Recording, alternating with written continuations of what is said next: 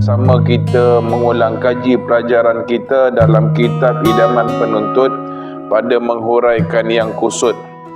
Dan kalau tak silap kita berhenti pada muka surat 95. Yang jawi. Terkejut saya orang kata Ar-Rumi muka surat apa? 46. 48. Syarat untuk mengesahkan sembahyang ialah 6 perkara. Baik. Wa qala musannif rahimahullahu ta'ala wa nafa'ani wa iyyakum bi'ulumihi fi darain amin ya rabbal alamin. Syarat untuk mengesahkan sembahyangnya Jumaat ialah 6 perkara. Maknanya kalau ada 6 syarat ini, maka baru sah sembahyang Jumaat. Ini di sisi mazhab kita Syafi'i. Tetapi kalau kita tengok ada juga beberapa tempat yang mana tidak memakai ke-6 syarat ini atas dasar perkembangan fiqh. Dan atas keputusan majlis fatwa negeri masing-masing. Kalau kita lihat pada syarat yang kedua, didirikan pada tempat yang ada orang duduk. Sebagai contohlah. Tapi ada juga beberapa tempat yang mana tidak ada orang duduk pun, tapi masih lagi dikerjakan sembahyang Jumaat. Contohnya tuan-tuan, Masjid Kristal. Masjid Kristal di Terengganu. Masjid Kristal di Terengganu tu ada tak orang duduk keliling dia? Dia pun duduk tengah pulau, tuan-tuan. Pulau One Man. Dan baru didirikan Jumaat. Sebelum waktu dia awal bina tu, dia tak ada lagi, tuan-tuan. Tak didirikan Jumaat, tapi tetap dinamakan masjid. Tapi bila mana ramai sangat orang datang, kadang-kadang Jumaat pun tak berapa nak boleh balik, mereka pun lakukan Jumaat di situ atas kebenaran atas kebenaran pihak berkuasa agama. Kalau itu jauh sangat, kita nak bagi contoh yang seterusnya adalah di Kuala Lumpur sendirilah, di Masjid Bukit Aman. Itu satu lagi masjid Tabung Haji. Dia sebab ada ustaz orang duduk situ. Ya ada, tapi tak sampai tahap mastautin. Sebab dia syarat dia mastautin. Macam contoh lagi seperti Masjid Asy-Syakirin, KLCC. Masjid lagi apa? Bank Rakyat, Bank Islam, semuanya atas nama bekerja je. Atas keperluan orang bekerja. Macam tu juga contoh Masjid Hospital Masjid Asy-Syifa di SKN. Masjid SKN. Dan ada juga beberapa syarat yang dilonggarkan. Seperti mana tidak boleh melakukan Jumaat itu 2 tempat dalam satu kawasan. Tetapi dengan sebab keperluan dilonggarkan boleh. Sebagai contoh, di Hospital Kuala Lumpur terdapat 2 tempat sembahyang Jumaat. Yang pertama dekat Masjid Asy-Syifa itu, yang kedua dekat surau, nama dia Madrasah Islamiah juga. Di dalam hospital. Itu jauh sangat. Dekat Bandar Tun Razak. HUKM dia ada dekat-dekat tu. Pertama Surau Asy-Syakirin, dulu Maktab Perguruan Teknik. Maktab perguruan teknik ada satu. Kemudian dalam HUKM ada satu, Surau Ibn Sina. Dan di sebelah HUKM tu ada Taman Jaya. Ada surau Jumaat juga, namanya Al-Mustaqimah. Berlaku berbilang-bilang. Berbilang-bilang sembahyang Jumaat. Itu dasarnya kerana keperluan.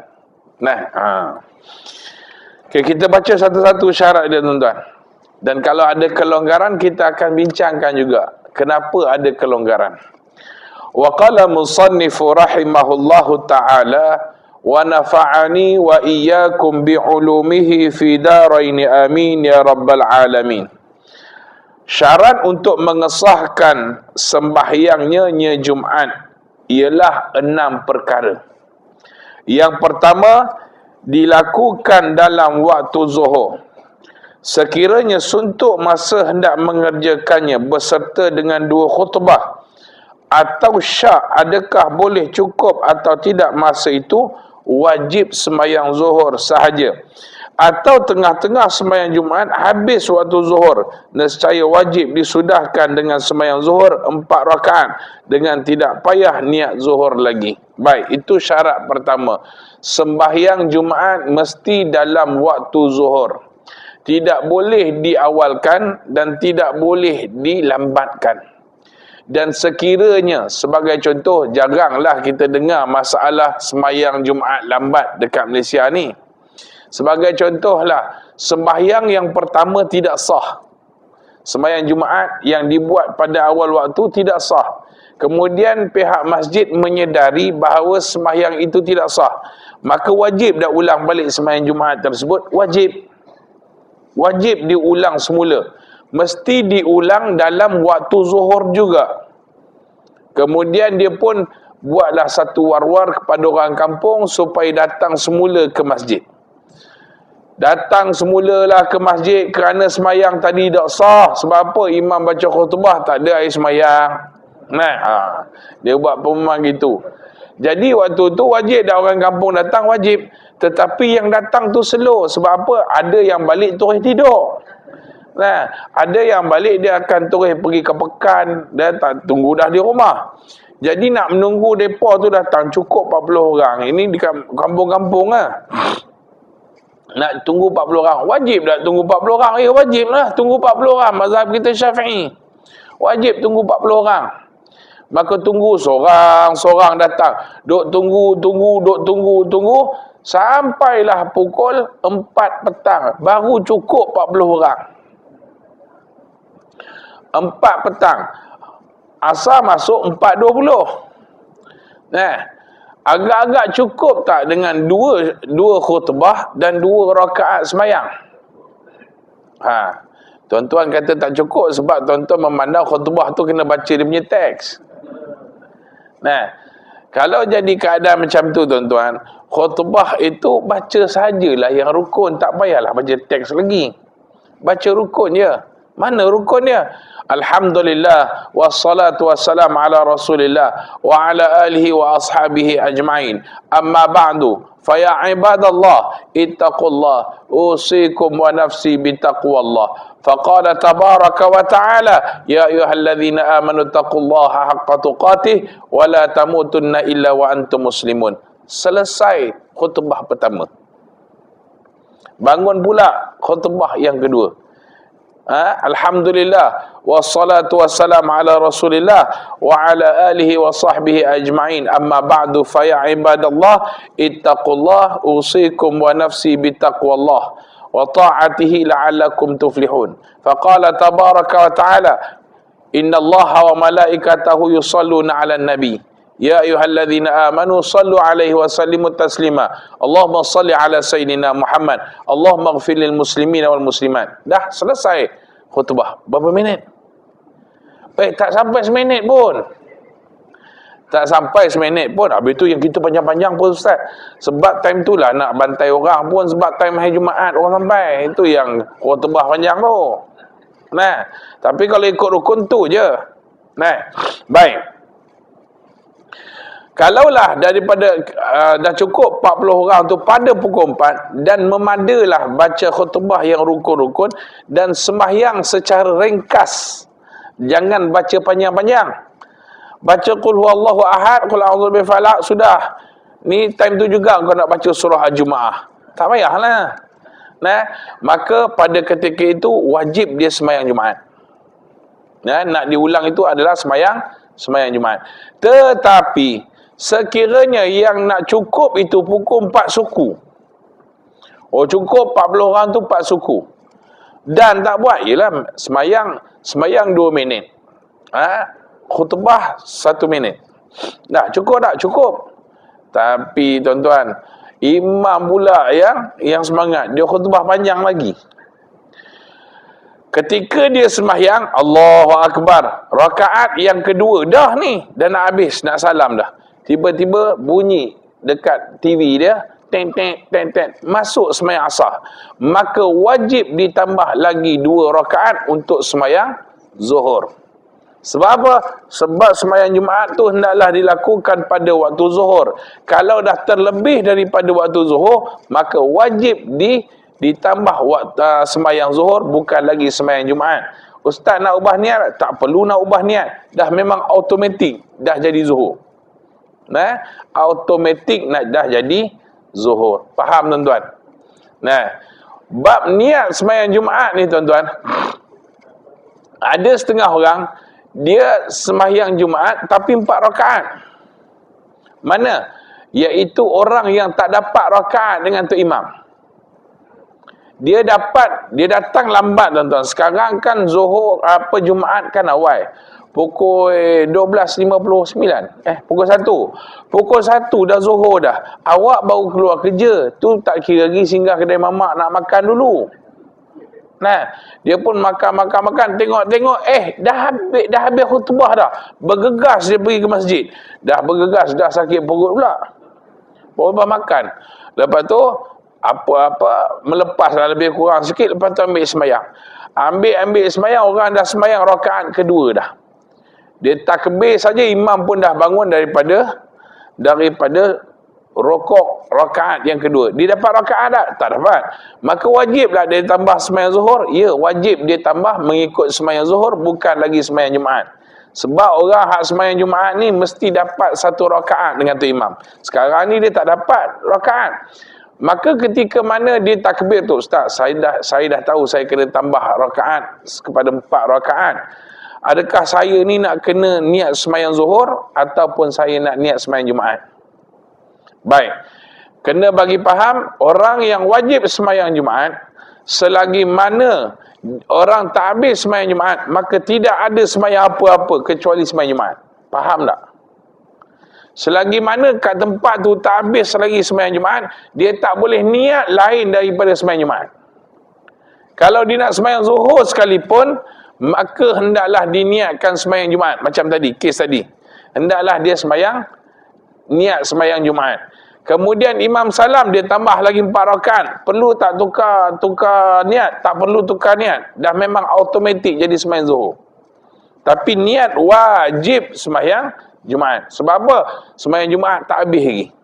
Nah, itu pasal bagi orang yang dekat rumah, dia tak boleh sembahyang zuhur selagi mana tak habis Jumaat. Ini bagi lelaki.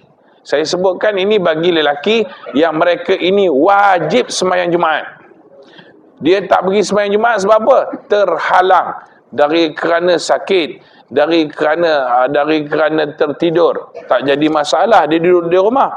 Maka kalau dia nak sembahyang zuhur, maka hendaklah pastikan pada tempat itu telah habis sembahyang Jumaat, barulah dia boleh takbir sembahyang zuhur dengan niat sembahyang zuhur. Faham tuan-tuan? Manakala orang perempuan walaupun dia boleh pergi sembahyang Jumaat, ada kesediaan pihak masjid menyediakan tempat orang perempuan sekalipun, tetap dia boleh sembahyang zuhur ketika orang buat sembahyang Jumaat. Sebab apa? Mereka tak wajib sembahyang Jumaat. Nah, mereka tak wajib sembahyang Jumaat. Nah, yang wajib tu kita. Baik. Itu yang pertama. Syarat sembahyang Jumaat mestilah waktu zuhur. Nah, kan baru dalam Facebook sekarang ni depa dok kata, depa dok dok mempertikaikan tentang waktu sembahyang sekarang ni.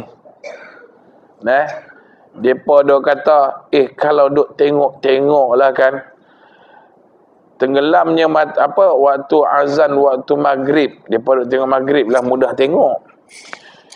Tengok waktu maghrib cerah lagi tapi dah azan maghrib dah. Nah, dia kata macam ada yang tak kena dalam penyusunan takwim. Yang cakap tu siapa? Yang cakap tu orang bengong. Ngaji tidak. Nah, buat tanggapan itu pasal masalah orang sekarang ni, dia berasa dia cerdik.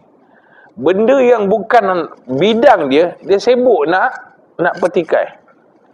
Nah, tuan-tuan, takwim yang disusun oleh pihak bahagian falak Jabatan Kemajuan Islam Malaysia ni disusun oleh orang-orang yang berkepakaran. Bukan ambil tepi jalan, tuan-tuan.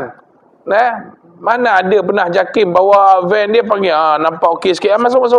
Kita nak pergi letakkan takwim, tak ada. Hak jenis bagus-bagus, hak jenis memang falak, dia memang ahli falak.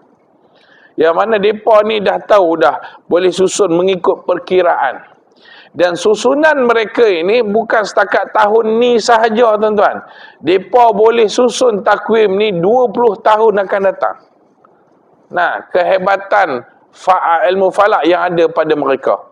Nah, ini tidak ada. Hampa tak perasan ke? Maghrib cerah lagi tapi dah azan.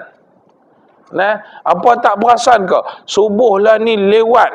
Nah, tengah-tengah sembahyang nampak macam cerah di kaki langit. Allah, sibuklah orang netizen ni. Bagilah orang buat kerja. Yang buat kerja tu bukan budak-budak. Bukan mak rempit, tuan-tuan. Bukan tokek kedai nasi kandang. Nah, ni semua orang berkepakaran. Itu masalah netizen sekarang. Semuanya nak berbincang. Semua nak berbincang.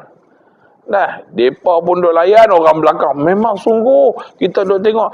Duduk di tepi laut pun nampak lagi matahari azan dah. Ya Allah. Dia tak ada kebakaran, jangan banyak cakap, tuan-tuan. Bila mana kita banyak cakap, sebenarnya nampak bodoh kita. Almarhum Tok Guru saya, Datuk Ismail Kamus kata, manusia ni sebenarnya adalah cerdik belaka. Sehinggalah dia bercakap baru nampak bodoh dia. Kalau dia senyap bukan apa? Cerdik dia ni. Cerdik. Bila bercakap, sah bodoh. Nah, lebih baik senyap kalau bukan dalam bidang kita. Nah, baik. Yang kedua, syarat yang kedua, didirikan atau dilakukan dalam kawasan perumahan. Itu syarat kedua. Maksudnya ada orang duduk. Ada orang duduk. Tak kiralah bangunan rumah-rumah yang ada di kawasan itu, rumah-rumah batu atau kayu dan sebagainya. Asalkan mereka bermukim di situ, tidak berpindah-pindah pada musim sejuk atau musim panas. Ini cerita orang Arab lah. Arab ni kalau musim sejuk dia pindah ke bawah, musim panas dia pindah ke atas. Ke atas bawah tu apa dia? Dah, orang di Mekah, di Madinah dulu-dulu bila mana musim sejuk dia akan pindah ke Syam sebagai contoh. Kalau musim panas dia pindah ke Yaman. Macam itulah lebih kurang. Nah, dengan kenyataan ini, tidaklah sah didirikan Jumaat di tempat orang ramai, mendirikan bangunan sementara atau disebut ahlul khiyam, yakni perkhemahan, kerana keadaan mereka itu sama macam orang musafir, tidak mustautin. Tetapi jika mereka yang tinggal di situ mendengar suara orang yang di kampung yang berdekatan dengannya, wajiblah atas mereka hadir sembahyang Jumaat di kampung itu. Nah, baik. Seperti orang pergi berkemah lah. Berkemah banyak bulan. Jumlah orang berkemah tu sebanyak 80 orang. Dah boleh wajib sembahyang Jumaat dah 80 orang. Tapi puak-puak tu bukan duduk situ. Mereka ni berkemah sahaja. Berkemah saja. Jadi dia tak boleh nak berdirikan sembahyang Jumaat, tetapi wajib dah Jumaat bagi mereka, wajib Jumaat. Kat mana? Dekat tempat yang berdekatan dengan mereka. Nah, kalau dengar azan, wajib dia cari masjid ataupun surau yang sembahyang Jumaat. Baik. Ustaz katakan wajib dibuat, bukan saya katalah, dalam kitab kata. Dia buat pada satu tempat yang ada tempat duduk. Tidaklah seperti orang berkemah. Ditakdirkan banjir besar berlaku, maka dibuatlah kemah dekat dewan ataupun sekolah. Memang mereka duduk situ, tapi dengan sebab banjir, mereka terpaksa meninggalkan rumah mereka. Lepas tu didirikan penempatan sementara dekat dewan dan masjid. Kena pula hari itu hari Jumaat. Wajib tak mereka sembahyang Jumaat? Ya, wajib mereka sembahyang Jumaat. Tapi kat mana? Dekat tempat yang berdekatan yang selamat, kalau mereka boleh pergi. Kalau tak boleh, maka sembahyang zuhur lah dalam keadaan itu. Sebagai contoh tuan-tuan, ketika berlaku banjir besar di Kelantan dulu, sampai sekolah 3 tingkat tenggelam, 2 tingkat tenggelam. Yang ada tinggal tingkat atas sekali. Jadi dalam masalah macam ni, mereka tak boleh nak pergi mana-mana. Maka mereka tak wajib sembahyang Jumaat lagi. Tapi bila mana mereka dipindahkan tempat yang selamat dan ada berhampiran dengan mereka masjid, maka wajib mereka sembahyang Jumaat. Walaupun telah dipindahkan keluar daripada kampung mereka. Contoh waktu PKP dulu kan, Langat kan banjir teruk. Ketika itu masjid pun tak ada. Masjid pun tenggelam. Maka pada ketika wajib dah sembahyang Jumaat dia, dah wajib dah, tak ada tempat nak buat sembahyang Jumaat. Pada hari itu sahaja tuan-tuan. Jangan dia kata, boleh kot sebulan tak sembahyang Jumaat. Banjir sehari je pun. Yang hang sibuk fikir sebulan tak nak sembahyang Jumaat pasal apa? Pada ketika kesusahan berlaku sahaja. Baik. Itu syarat yang kedua. Dan syarat ini dilonggarkan sedikit. Kalau kita tengok yang kita sebutkan tadi, ada sembahyang Jumaat didirikan pada satu tempat yang bukan penempatan manusia. Bukan penempatan manusia, penempatan orang. Maknanya tak ada orang duduk situ, tapi dengan sebab keperluan, maka didirikan sembahyang Jumaat di kawasan tersebut. Kalau macam tu Ustaz, kalau atas nama keperluan, boleh tak kita syorkan kepada RNR di tepi lebuh raya untuk buat sembahyang Jumaat? Boleh atau tidak? Baik. Nak dikatakan boleh, tak boleh. Sebab pertama, orang musafir pada hakikatnya dibenarkan untuk meninggalkan Jumaat. Dan satu lagi, tidak ada keperluan pun untuk orang musafir sembahyang Jumaat. Dia pilihan sahaja. Dia pilihan. Tetapi kalaulah dia memang wajib Jumaat, seperti orang yang musafir itu keluar selepas daripada terbit fajar, maka wajib dah sembahyang Jumaat, maka dia kena keluar daripada highway tersebut. Dia cari masjid dekat jalan lama. Dekat Perak kan, masjid lama kan banyak tepi-tepi jalan. Wajib dia singgah. Sebab dia wajib sembahyang Jumaat. Faham tuan-tuan? Tak payah nak bagi cadangan. Lagi penuh habis RNR ni. Jadi Ustaz kata kena wajib sembahyang Jumaat, tapi saya ni naik bas Ustaz.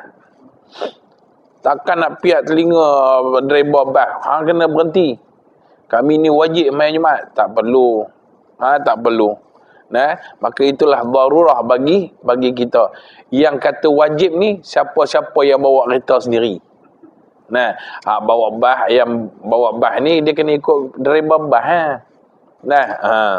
Baik. Yang ketiga, Jangan ada dua atau berbilang-bilang Jumaat di tempat itu. Itu syarat ketiga nak sah tu. Nah, sekiranya ada, maka mereka yang sembahyang dahulu sahaja yang sah dan yang kemudian tidak sah. Baik, ini pada dasarnya yang digaris pandukan oleh mazhab Syafi'i. Tapi kalau kita tengok dekat Kuala Lumpur dengan Selangor ni, tengok negeri lain susah nak jumpa. Tengok negeri Kuala Lumpur dengan Selangor ni, ada kebanyakan tempat yang satu tempat tu ada dua tiga Jumaat. Nah, ada 2-3 Jumaat. Atas dasar apa? Atas dasar keperluan. Ramainya orang. Sebab satu masjid tak ni. Tidak apa? Dia tak muat. Sebagai contohlah dulu kan waktu PKP ada surau-surau kecil yang dinaik taraf sementara sebagai surau Jumaat. Di Selangor ni jarang, dekat KL penuh. Surau sementara Jumaat tu berlambak-lambak. Maknanya tidak ada alasan untuk tidak sembahyang Jumaat. Waktu tu sembahyang kan renggang-renggang kan. Tak ada alasan untuk tidak sembahyang Jumaat. Tapi ramai juga tak sembahyang Jumaat. Atas alasan PKP. Maka itu kerana keperluan. Kerana keperluan.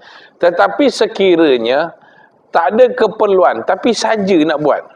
Sebagai contoh, dia buat sembahyang Jumaat pada tempat tersebut dari kerana bendera lain-lain. Faham no bendera lain-lain no? Konon-kononnya masjid ni orang warna oranye. Contohlah, orang bendera oranye. Kita ni orang warna hijau. Kita pun buat sembahyang dekat satu tempat lain kerana tak bersetuju dengan masjid. Maka dekat Malaysia ni, kalau dalam kitab ni kata siapa yang sembahyang dulu. Betul tak? Siapa yang sembahyang dulu sah. Tapi dalam konteks negara kita, sebagai negara yang Islamnya ditadbir, walaupun tempat hijau tu dia sembahyang awal, tetap sembahyangnya tak sah. Sebab apa? Sebab pengiktirafan sembahyang Jumaat ini diberikan oleh pejabat mufti melalui Jabatan Agama Islam negeri masing-masing. Maknanya surau itu tidak diiktiraf, maka surau itu tak sah. Walaupun dia takbir dulu.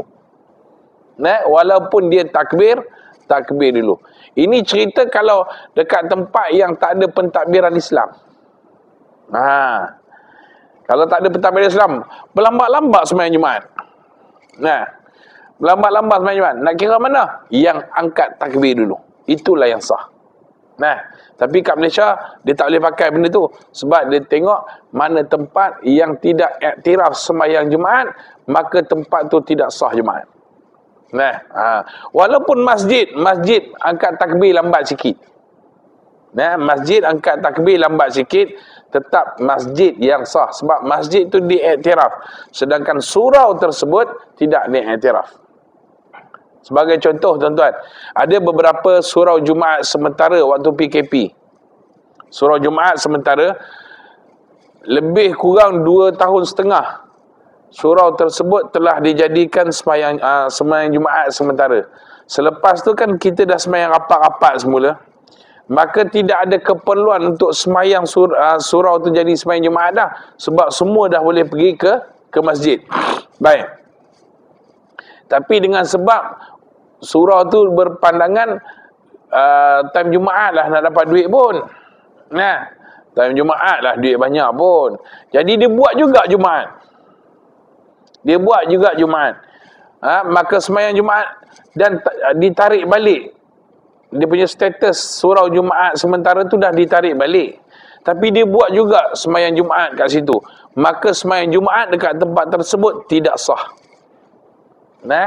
Tidak sah. Kerana apa? Pertambahan sembahyang Jumaat pada tempat tersebut tidak ada keperluan lagi.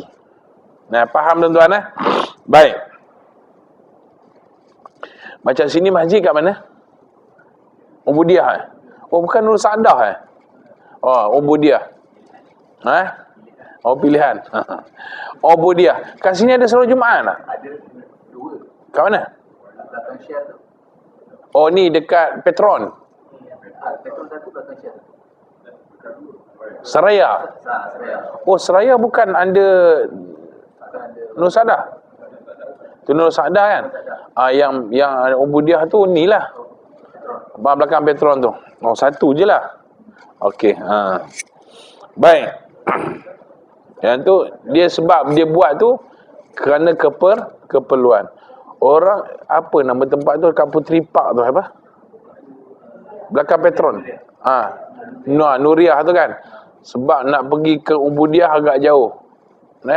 Agak jauh. Maka itu pun dah lama dari situ kan. Sembahyang Jumaat. Tuan-tuan pergi sembahyang Jumaat kan? Ubudiah.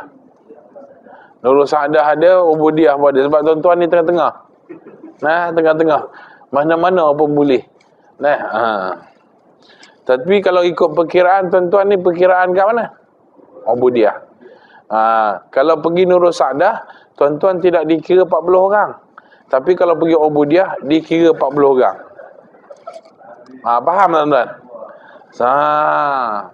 Kalau pergi ke Nurul Sa'adah, sebab itu bukan under qaryah kita, kita tak dikira sebagai 40 orang, tapi dikira hadis sembahyang Jumaat. Tapi nak mengesahkan 40 orang tu tak dikira. Tapi kalau pergi ke Nurul Ubudiah, kita dikira 40 orang sebab kita bawah qaryah dia. Ataupun Nuriah tu kan, belakang Petron, itu pun kita dikira sebagai 40 orang. Sebab dia masih lagi dalam satu kawasan. Baik. Jangan ada dua. Dah pukul 7 dah. Jangan ada dua atau berbilang Jumaat di tempat itu. Sekiranya ada, maka mereka yang sembahyang dahulu sahaja yang sah, dan yang kemudian tidak sah.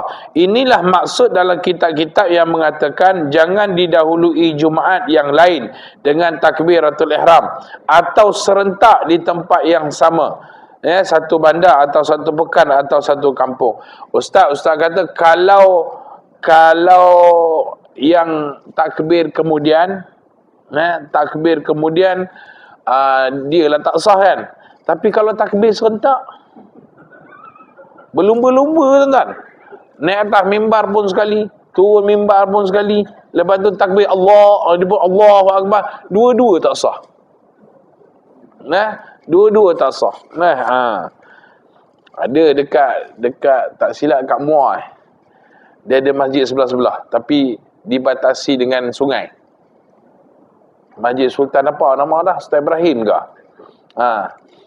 Dekat Pekan Muar ada satu, dekat seberang ni pun ada satu masjid yang bentuknya serupa, warna lain ke? Warna pun sama. Warna biru. Sebab warna rasmi Johor lah. Kalau azan rasanya dengar satu sama lain. Kalau khutbah pun dengar satu sama lain. Tapi kalau ikut tu dah qaryah berbeza lah. Sebab dah dibatasi dengan sungai Muar tu. Tapi kalau ada lah dekat KL macam tu tuan-tuan, duk berlawan. Khutbah duk berlawan pom. Duk tengok siapa dia yang naik, siapa yang naik takbir dulu kan. Baik.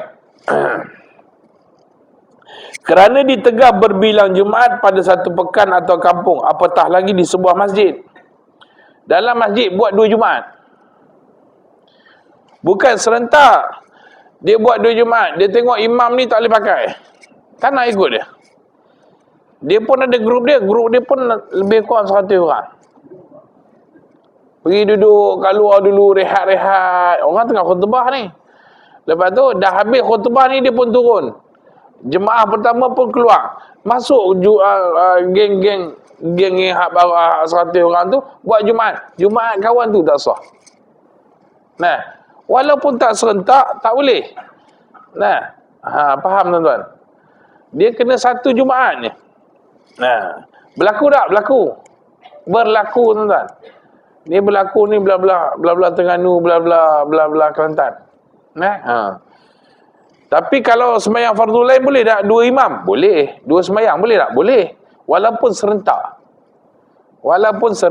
Serentak. Cuma makruh lah berlaku macam tu. Sebab apa? Mendatangkan fitnah.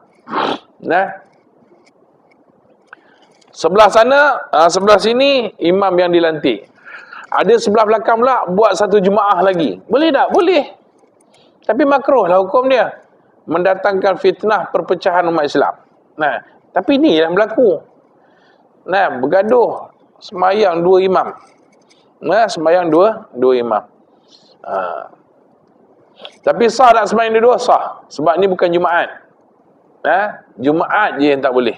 Nah, itu pasal kalau kita tengok kaedah dia, kalau orang tu semayang qasar, dia nak buat semayang bersama-sama kumpulan rombongan dia, janganlah buat waktu orang tengah semayang. Sebab apa? Mendatangkan fitnah.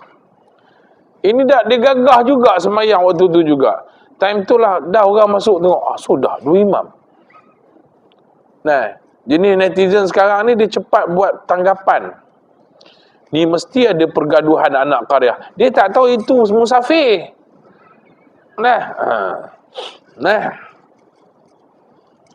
Melainkan di kawasan-kawasan itu manusia sudah terlalu ramai dan susah mereka hendak berhimpun pada suatu tempat. Ketika itu diharuskan berbilang Jumaat. Satu Jumaat didirikan dalam sebuah masjid dan satu lagi di tempat lain. Sama ada masjid atau surau atau sebarang bangunan di dalam kawasan itu juga. Atas keperluan ramai sangat orang. Jadi tentang masalah dahulu kemudian tak timbul semuanya sah belaka. Kalau tuan-tuan tengok di Bukit Jalil, Puncak Jalil. Puncak Jalil tu besar, dia ada Puncak Jalil 1 sampai 9. Dan majoritinya adalah orang Islam. Majoriti. Tapi masjid satu pun tak ada. Masjid masih lagi dalam proses pungutan derma. Kat situ, tak silap saya, berdekatannya PUJ 9 ada satu surau Jumaat. Semua kecil-kecil. Surau Jumaat dia besar-besar ni je, tuan. Bukan besar pun. Besar-besar tuan-tuan ni je. PUJ 9 ada satu, PUJ 2 ada satu, PUJ 4 ada satu, PUJ 1 ada satu. Ada 4. Semuanya dekat-dekat. Dekat-dekat belaka. Atas apa? Atas keperluan. Sebab apa dia tak disatukan? Sebab ada cadangan nak buat masjid tu dah ada dah. Kawasan dah ada. Cuma duit nak bina bangunan tak ada. Baik. Jadi semua empat-empat tu sah tak sembahyang Jumaat dia? Sah. Atas keperluan. Baik. Jadi tentang masalah, tetapi sunat diiringi dengan sembahyang zuhur pula lepas sembahyang Jumaat itu kerana meraihkan qaul yang mengatakan tidak sah berbilang Jumaat sekalipun ada hajat. Tetapi sunat bagi kalau ada satu tempat tu berbilang-bilang Jumaat, sunat dia untuk sembahyang zuhur bersendirian, bukan berjemaah. Sunat sahaja. Kalau tak buat pun sah sembahyang Jumaat dia. Macam contoh sembahyang dekat surau HUKM. Sedangkan kat situ berbilang tu Mustaqimah ada satu, masjid surau Asyakirin Maktab Teknik sekarang pun dah jadi HUKM punya tempat dah. Kat situ pun ada satu. Maka kalau sembahyang kat situ, maka pada ketika itu sunat buat sembahyang zuhur selepas daripada sembahyang Jumaat dan dibuat secara bersendirian. Kerana apa? Kerana nak jaga pendapat yang mengatakan walaupun ada hajat tetap tak boleh sembahyang Jumaat berbilang-bilang. Adapun jika dilakukan berbilang Jumaat dengan tiada hajat, yakni tidak ada sebab bagaimana yang disebutkan tadi. Apa sebab dia? Sebab hajat dia orang ramai. Itu satu. Yang kedua, sebab tempat tu ramai tumpuan manusia untuk bekerja. Walaupun tak ada orang yang duduk di situ, tapi kerja. Sebagai contoh kat mana? Dekat Masjid Jami' Tun Perak. Apa nama masjid tu sekarang? Dia dah tukar nama sultan dah. Ataupun Masjid Bukit Aman, ataupun Masjid Negara, ataupun Masjid Jalan Duta. Itu mana ada orang Mastautin situ tu. Quarters depa bukan Mastautin. Dia duduk mukim. Sebab pencen bukan mereka duduk situ, mereka akan berpindah. Nama kata mastautin ni apa dia? Mastautin ialah mereka yang mempunyai harta di situ dan mereka duduk di situ dan tidak berhajat untuk pindah. Itu mastautin. Tapi kalau kata ada quarters dekat Bukit Aman, itu mereka bermukim sahaja. Kalau ikut tu, kalau mereka turun sikit, ada masjid negara. Mereka turun sikit, ada masjid negara. Besar. Tapi atas apa? Atas keperluan. Masjid Darul Aman pula dah. Sebab dia kalah malam dengan Selangor. Betul memang. Masjid Bukit Aman tu, dia polis tuan-tuan. Polis ni kerja dia tak tentu. Dia mesti ada sesuatu yang tempat dia macam HUKM lah. HUKM kan banyakkan doktor je sebenarnya situ. Jadi doktor tak perlu nak pergi masjid Saidina Osman. Tak perlu nak pergi masjid Surah Mustaqimah. Dia boleh tumbuh kat situ je. Baik, selesai. Adapun jika dilakukan berbilang Jumaat dengan tiada hajat, ini tidak ada sebab bagaimana yang disebutkan tadi, sama ada imamnya bertakbir serentak atau syak, yang mana dahulu, yang mana kemudian nescaya tidak sah Jumaat kesemua sekali. Dan wajib atas mereka berkumpul semula di suatu tempat, memulakan Jumaat yang baru serta dengan 2 khutbahnya. Itu pun dengan syarat waktu masih ada lagi. Dan jika waktu sudah suntuk, wajiblah sembahyang zuhur sahaja. Tapi kita ni sebenarnya untung tuan-tuan kat Malaysia ni. Sebab agama Islam kita ditadbir. Ditadbir oleh pihak kerajaan. Tak kira lah kerajaan apa nama dia pun, tapi agama Islam itu ditadbir. Jadi nak mendirikan sembahyang Jumaat di negeri masing-masing pun tetap mesti ada kelulusan daripada pihak berkuasa agama negeri. Sebab negeri lah, agama ni bawah negeri masing-masing. Sama ada jabatan mufti, dia mula-mula nak bagi pengiktirafan tu jabatan mufti dulu, barulah turun kepada jabatan agama, baru turun kepada pihak majlis agama Islam negeri. Itu untung. Dia berbeza dengan Indonesia. Berbeza dengan Indonesia. Indonesia dia menteri agamanya, siapa yang boleh bina masjid, kira masjid selalu lah. Walaupun dalam satu kampung tu ada masjid dah. Ni baru-baru ni disebabkan 2-3 hari lepas 2-3 hari lepas semalam dah, yang mereka buat satu perdebatan. Perdebatan tentang pengurusan haji.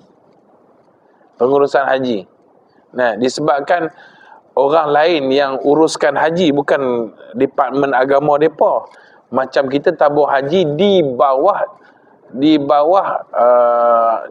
jabatan Perdana Menteri, Menteri Agama. Tabur haji tu. Jadi kita ni lebih sistematik. Lebih sistematik. Di Indonesia tidak, dia ada satu badan khas lain yang tak ada terkait dengan departmen agama mereka. Menteri Agama tak ada kaitan. Maka tu yang jadi sebab mereka ni jenis berniaga kan. Berniaga. Ada orang ada duit, bagi semua boleh berangkat dah. Sedangkan ikut turn dia ni tahun 58 ni. Tu jaga-jaga kat situ. Kalau lah kita ni tidak ditadbir, agama kita tidak ditadbir, penat juga tuan-tuan. Tengok di Indonesia, sebab agama tak ditadbir secara keseluruhannya, raya pun berbeza-beza. Dia ada 2 organisasi tu. Satu Majlis Ulama Indonesia, satu lagi Muhammadiyah. Muhammad, 2 identiti penguasa agama. Kadang-kadang tak setuju. Ada yang puasa awal, ada yang raya awal. Nasib baik tak jadi kat kita. Itu pasal jagalah jabatan agama Islam masing-masing. Buruk macam mana, lemah macam mana jabatan agama Islam pun terima je lah. Jangan diburuk-burukkan jabatan agama masing-masing. Nah, sebab dia kawal pengurusan agama. Wallahu alam. Akan datang masuk syarat yang keempat, dikerjakan secara berjamaah. Nah. Subhanakallahumma wa bihamdika asyhadu an la ilaha illa anta nastaghfiruka wa natubu ilaik. Bismillahirrahmanirrahim. Wal 'asri innal insana lafi khusr illa alladhina amanu wa 'amilus solihat wa tawassaw bil haqqi wa tawassaw bis sabr. Insyaallah kita jumpa hari Rabu ni.